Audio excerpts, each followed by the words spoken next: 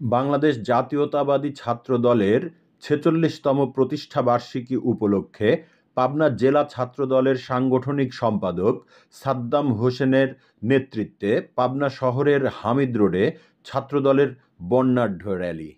CNF-TV.